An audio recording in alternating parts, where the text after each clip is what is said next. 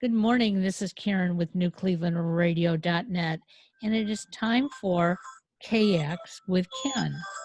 And Ken's guest today is Elise Marie Collins, and I chose to introduce the two of them to each other because Ken has been in family practice as a therapist for many years, and Elise works with yoga and other relaxation modalities. And we've gone through a lot so far in 2020. And Ken, you and I have talked about it a lot, and you are colorfully vocal, and I love it.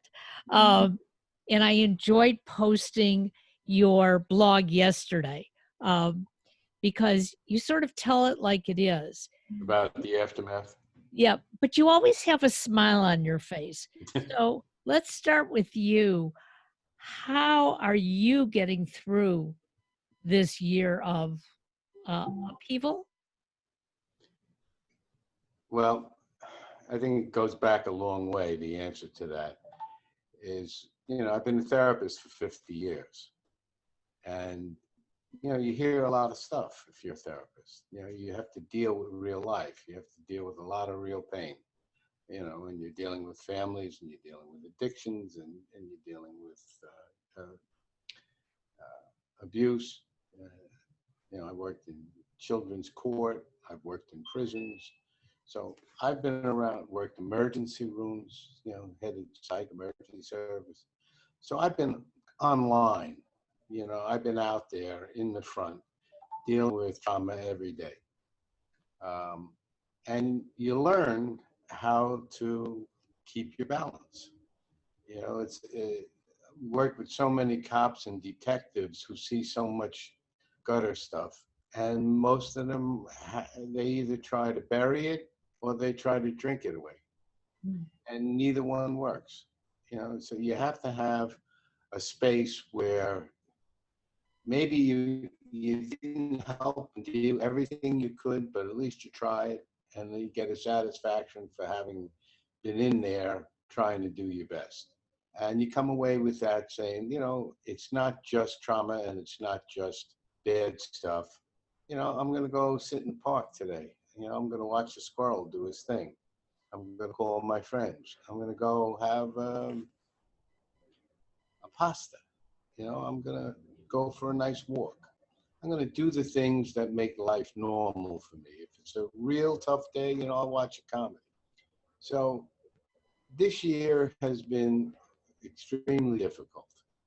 I go to Mexico in the winter and I won't be able to go this year. So I'm facing cold New York for the first time in 6 years, and leaving all my friends and, the wonderful Mexican culture Right. of and, they're laid back. There's just joy down there every day. Well, you don't get joy every day in New York, but the idea is you have to have a balancer. Now, I started out 50 years ago doing hatha yoga. There was a place on 12th Street in the Village, and I joined up with them. And back in those days, I was an actor, and actors have the same protocol. They learn how to do relaxation and stretching and vocal presentation and stuff like that. So there was a lot of things that would help in stress management and stress relief. Me being an athlete, I always ran. Anytime it was really rough, I'd hit the road. Now, because I'm an old man, I got to use a bike, but I still bike in New York. I'm almost 80 years old. I still bike in New York, and now they got electric bikes, so it's even easier. So add it all together. I'm a positive person. I always have been. I've always been able to absorb other people's pain and not let it get me down. It actually does the opposite effect, because after 50 years, I still get phone calls of people that tell me how much I have changed or helped their life. So, at the end of the day, it was a good day. Why? Because I'm still here. Right. Still being able to do my thing. And when it gets really rough, I know meditation as well. I can sit in the room, cross the legs, put the lights out, get a focus, calm down, there's lots of different things that different people do to help themselves, and I think I use a full bag of tricks. Okay. Well, at least, you know, we know that Ken's on the East Coast, you're on the West Coast. He's male, you're female, but you do things a little bit differently. So, how do you get through the day, and how do you help others that you work with? Just find that peacefulness. Well, I was thinking actually how similar my practices are. So I'll have to think about the differences. Maybe some of the things I just say, it's a matter of labeling, and that's a good way to start, because on the East Coast, there's kind of like no BS attitude. In California, we're a little more, we call it woo woo or whatever you want to label it as. And crunchy, crunchy granola. But my son, as I say, is he's living in New York right now. He's mostly going to school online, and he has a lot of relatives in Queens and now Long Island, Manhattan, all over Brooklyn. So I'm pretty familiar with New York. Maybe not as familiar as Ken with all his years of experience. But for me, I'll say one of the words that in Sanskrit I like to think about is called sadhana, and it means daily practice, or it doesn't mean daily practice, it's just practice, methodical practice, discipline. But it can also just be things that you do, like watching a comedy. Some of the things Ken said were great, because sometimes people think it has to be, get cross-legged and get really serious and just meditate. And sometimes that backfires, because if you're in a real stress response, that can be more stressful if you're trying to calm your thoughts and they're just coming at you. So I like the watching comedy, normalizing things, running, all the things Ken said were great. And I think we need to really meet in the middle, because there are great practices in Eastern traditions, but then there are just normalizing things like watching a comedy, taking a walk, taking a break, just having a regular day. And I also wrote a book called Super Ager. I think I'm going to nominate Ken to be a super ager, because he revealed his age. And I wanted to let you know that a positive attitude is one of the traits. I'm actually doing a talk this Saturday on centenarians with one of my professors, and we're doing a talk for an integrative medicine conference on centenarians. And one of the biggest traits to live to be 100 is a positive attitude. It's not necessarily exercise or diet. I think we're really obsessed with that, but that supports a positive attitude. Yeah. Instead of the other way around, right? It's like sometimes we think, oh, I can exercise my way out. That doesn't always work if you don't have your mind right. I'm sure Ken, as a therapist. I forgot one of the major stress reducer for me for all my life. I live in New Jersey, and here we have a huge 100-mile coast of the Atlantic Ocean. Mm. And so you get in your car and you're 20 minutes away. And I would go summer, winter, whenever, if I really needed it. What I would do is I just walk out on the beach and sit down and listen to the waves and watch the water. It's amazing. Now I live in New Jersey overlooking Manhattan. So what I have here is the Hudson River. I see the whole, both sides of the river. I see the Jersey side, the New York side, and I look straight down. I can see all the way 15 miles from here. I can see the Verrazano Bridge. And you just watch the boats on the water. Just pick a sailboat and watch them for 10 minutes. I'm telling you, it takes away whatever you had, because it narrows your focus. And there's just something, I guess maybe I'm an Aquarian and there's just something funny about water in me, but it works. And I encourage anybody in my practice, I would say to them, do you live near a pond? You got a fountain near you? Do you have a lake nearby? You just go find some water and sit there and watch it. Watch the ripples, see if something jumps up out of it, see if a bird comes down for a fish in it. Just watch little small stuff. And it's magical how that takes away your clutter. Well, I like what the two of you said about normalizing things. Sometimes, we're so built up in everything that's going on around us. We think that we can't do those normal things like take a walk, um, go sit outside on a bench, watch a comedy. Turn off the TV. Yeah, or turn off the TV, listen to I music. would have my Trump quota for the day. I'd say, "Oh my God, he got there by 9:30 in the morning. He's off. I'm not listening anymore today. I've had enough." But so many of us, we get caught up and we don't think about those normal things. Up until the weather started cooling off, I was walking every morning. That was wonderful. Just Yeah. hearing the two of you talk, I realized And music. that I need to get Put back some out and music. walk. You like Willie? Listen to Willie, and laugh on him. Absolutely. So the other thing I liked what you said, Elise, is that when Ken described yoga as an actor, and you said it's not necessarily being in that position or concentrating that deeply, because sometimes we just can't do that. So, excuse me. So, what do you tell people that, and I think we've talked about this before, that, I wake up one morning and say, I'm going to start going to yoga. Okay. And I go and I don't feel like I'm doing what I'm supposed to be doing.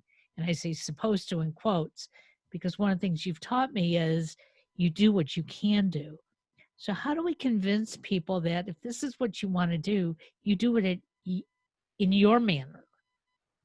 Yeah, well, I always like to remind everyone that yoga means union. That's what it means. It doesn't mean trying to do a pose perfectly. It's not even about the poses. The poses are a vehicle to create union, and that's an abstract concept. But like all of life, every day we wake up and we practice life. So yoga is also a practice. I think in the West and in the United States, we've gotten caught up in it's all about these postures. And I mean, we have the internet around us.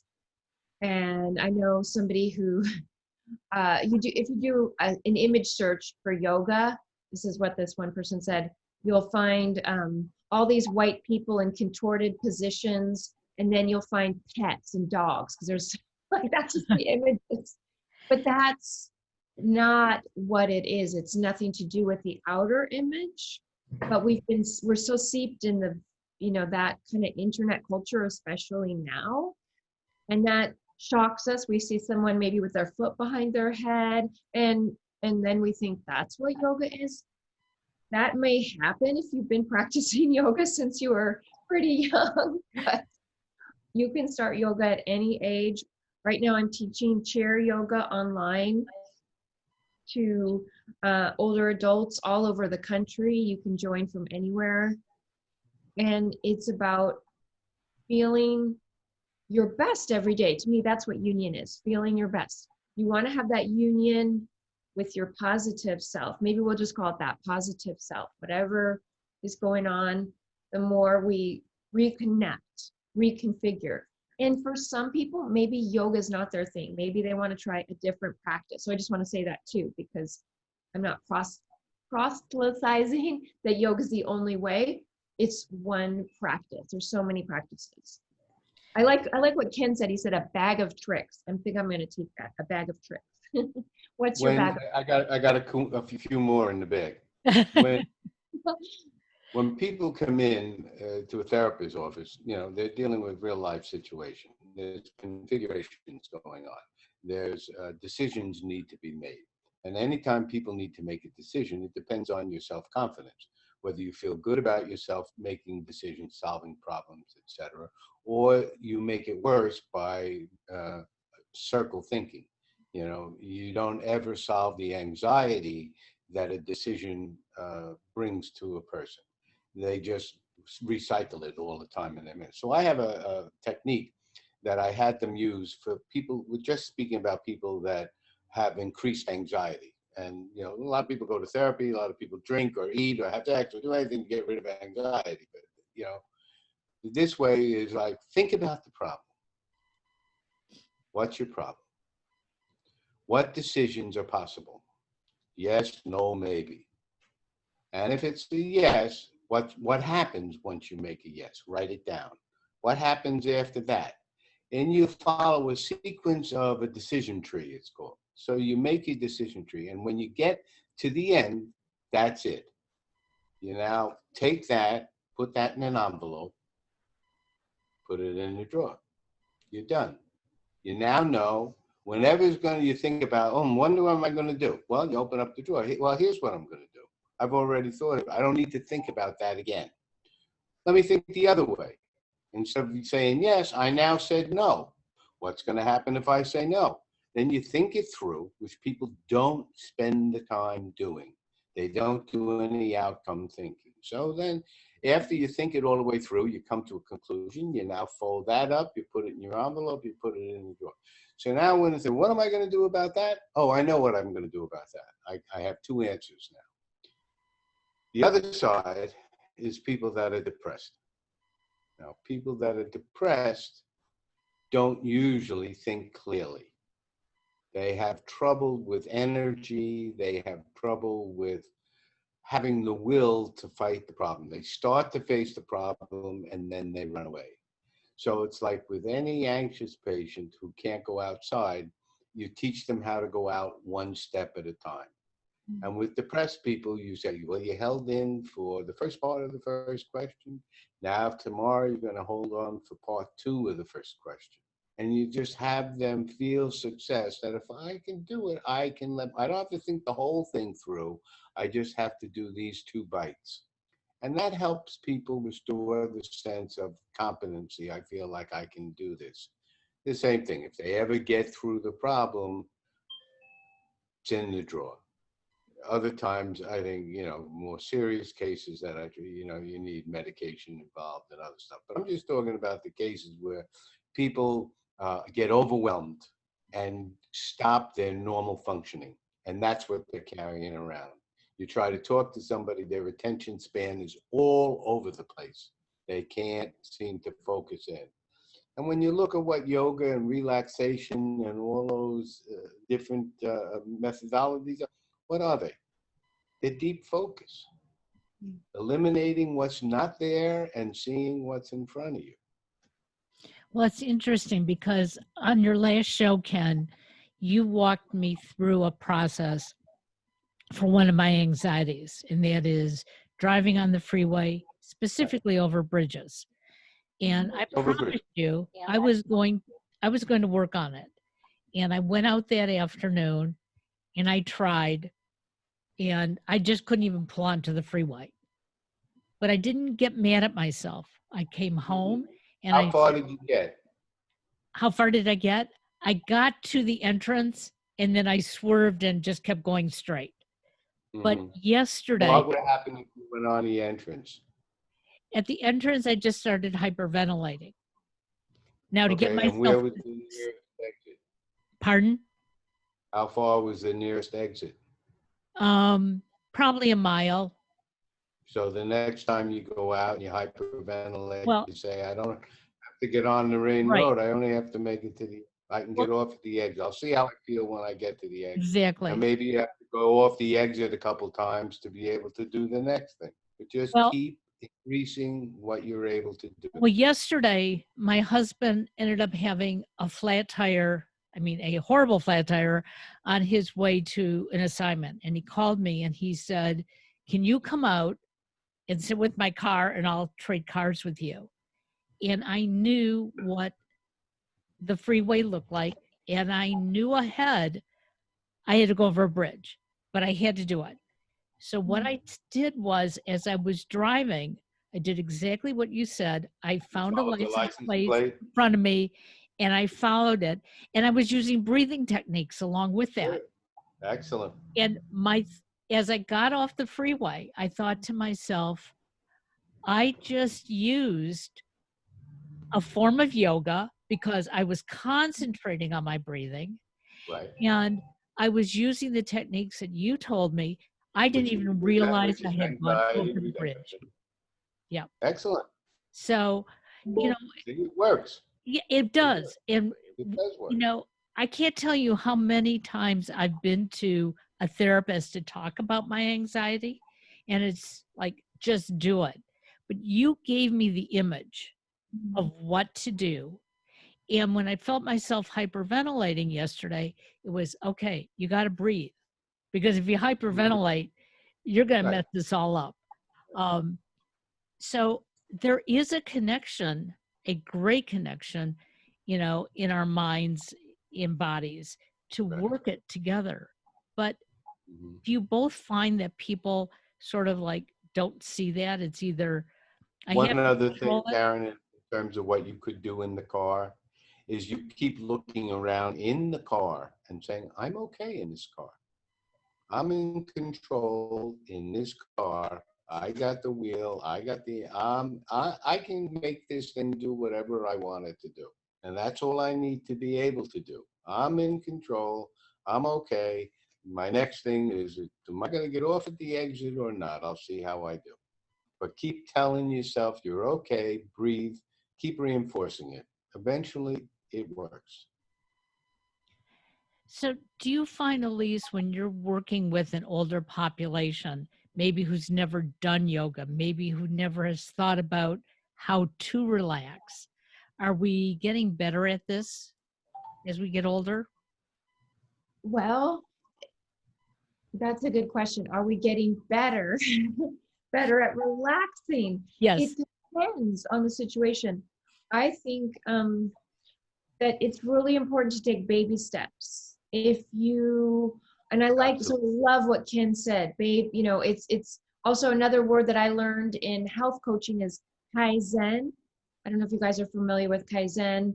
It means small incremental improvements. It's a word that it's a Japanese word, and it was used to improve factories after World War II when Japan was rebuilding. They started with this idea of kaizen. Let's just make tiny improvements. I think what happens at any age, and maybe more markedly when we're older, because we sort of start to think in our mind, it's too late. That's a voice, a limiting belief. I don't think it's Right. true, but that's a limiting belief. It comes up for 30-year-olds, let's face it, right? I'm too old. Somebody put that there. Get rid of it if you have that. Just Right. export it out the door. So how it relates to aging is just do the tiny action that will help you. If you go to yoga and the whole thing seems overwhelming, just do one pose. Yoga teachers don't care if you, unless they're a terrible yoga teacher, they don't care if you sit in the back of the room or if you're on Zoom, you can just turn off your camera. Maybe even just watch people do yoga the first few times and say, I'm okay, I'm okay. I like that idea. Yeah. Look around the room, because it can feel overwhelming. New things can feel overwhelming. It's really important for the confidence and to build those new neural pathways to do it slowly. That seems like the gap for many people. And I like the metaphor of not going over a bridge, because I think we can all relate to that anxiety in driving and bridges or tunnels. That was for me. Tunnels was more the thing. I didn't like tunnels. And if we're having those anxieties, to just take small steps and then start to reinforce the positive, which was, oh, I'm okay. Oh, I could just get off at the next stop. And yeah, so that's what I think. And if you're starting yoga as an older adult, it's so important because it's going to help you. Physical yoga will help you with balance and strength and flexibility, which all support the positive attitude, the socializing, the walking, everything. So it's more of a supportive practice. It's not something that we're trying to do perfectly. I was reminded while you were talking about that with in Mexico, we used to go on Friday night to a Buddhist monk, and he would have an hour. And the way he always started was having you get an image of where you are your most comfortable. Where's the most pleasant place for you to be? And put yourself there quietly and just feel what's going on. So me, I'm always on. I'm near the water. I'm hearing the waves. I'm hearing the birds. I'm watching little crawly things in the sand. And the imagery is so strong. It reminded me of when I worked with prisoners, guys locked in cells 23 hours a day. They rely on imagery to get through. They lay down on their bed and they go to Tahiti. And they stay in Tahiti for 2 hours till they get up, because that just killed 2 hours of a very long day. And then they may have 3 or 4 different spots that they break the boundaries of their cell, and they free their mind to go wherever. And it's very powerful. They don't call it yoga. They don't have words for it, but they just say, I got my go places. I got my go places. And they go to their go places. I It's think funny. we all have our go Yeah. places. But it's funny, when we're young children, we have those go places, but we're almost told at a certain point to stop dreaming, to stop going there, get yourself back in reality. And I think, at least for myself, that has always been I never liked the people that told me that. well, I didn't like it either, but I did it because, I always wanted to be the good girl, to listen to what I had to do. And it's only recently that I allow myself that I allow myself to go outside and listen to the birds, go look at the ground and see how the plants are, coming up out of the earth. But we're told not to do those things because we have more important things to do. Go to school, listen, whatever it is. So I'm I think we do both. well, we I think that's a master for life. You do your work. When you work, you do your work. You're productive. Make your money. You do whatever you have to do. And then once you're done with that, work ends. You close that door, and now you can daydream if you want to daydream. Yeah. You want to paint a picture? That's where you paint a picture. You want to write a but book? don't you think That's people where are you write your book. yeah, but don't you think people are looking for permission to do that? Didn't you see that in your practice? Not so much that I there. Maybe I saw a lot of rebels. People that didn't want to please their parents so much as they want to get the hell away from them. Well, I think more their own permission they needed. They right. need their own. They're in charge of their own shit. Sure. I always told them once they were 18, there's nobody else here in the room.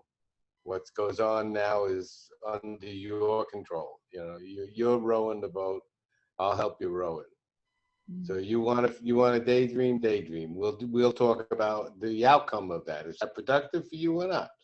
I remember the story about Bill Gates. He was 14 years old, and he was in the basement, and he was watching a television, except the television was off. He was sitting in front of it, staring at it, and his father would come halfway downstairs and look at him and say, "Bill, what the hell are you doing? Jesus, you're looking at a blank TV." And Gates turned around and said to his father, "I'm thinking." Interesting. I guess he did a lot of good thinking, because he certainly turned that computer into something that nobody ever imagined. Exactly. So, sometimes you don't have to follow the rules. You don't have to do it the way everybody wants you to do it. Just do it what works for you. And if you need think time in front of a blank screen, go do it. Well, I'm so glad that we were able to get the two of you together so people could, hear that some of the things that we don't allow ourselves to do, that we really need to do. That's what's going to make us healthier. We're going to enjoy life a lot more. And I want to wake up every morning like my friend Ken there, who is just looking for the joy in life. And for the most part, I do that. But on the days that I don't, I have to remind myself it's Yeah. okay. Can I ask you out there in California, what first brought you to yoga? I mean, yeah, I know there's a lot of that woo stuff out there, you know. So how did you get to it? Yeah, so I got into yoga because I injured my back on the job, and the place that I work for had no workers' comp. So I started going to yoga very regularly. It was the only thing that eased the pain of my back. And I actually was meditating before that. I was doing a little different kind of meditation. And I just love the practice of yoga because there was no right or wrong. It was just do this. And I felt so much better. So it healed my back and I just felt better in my body. And I just always wanted that as a part of my life. Mm. There's sometimes there's a powerful event in your life that changes you. I saw Swami Satchidananda up at St. John the Divine when I was at Columbia. And he came into St. John the Divine it's a church, and the whole basement first floor is, you know, huge amounts of people. And then they have a balcony running around the second floor upstairs. I was up in the balcony. And he came in, I wrote about this. He put a big pillow in the center of the room, a giant pillow, like a 10-foot pillow. And here's this old man with a long white robe and a full beard and everything. And he just sits like this in the middle of the room. And he waits till it gets calm and he waits till the energy is right. And then he heard some mutterings, and there were people, this is bullshit, you know, blah, blah, blah. People were actually disrespecting. And he said, this is unusual.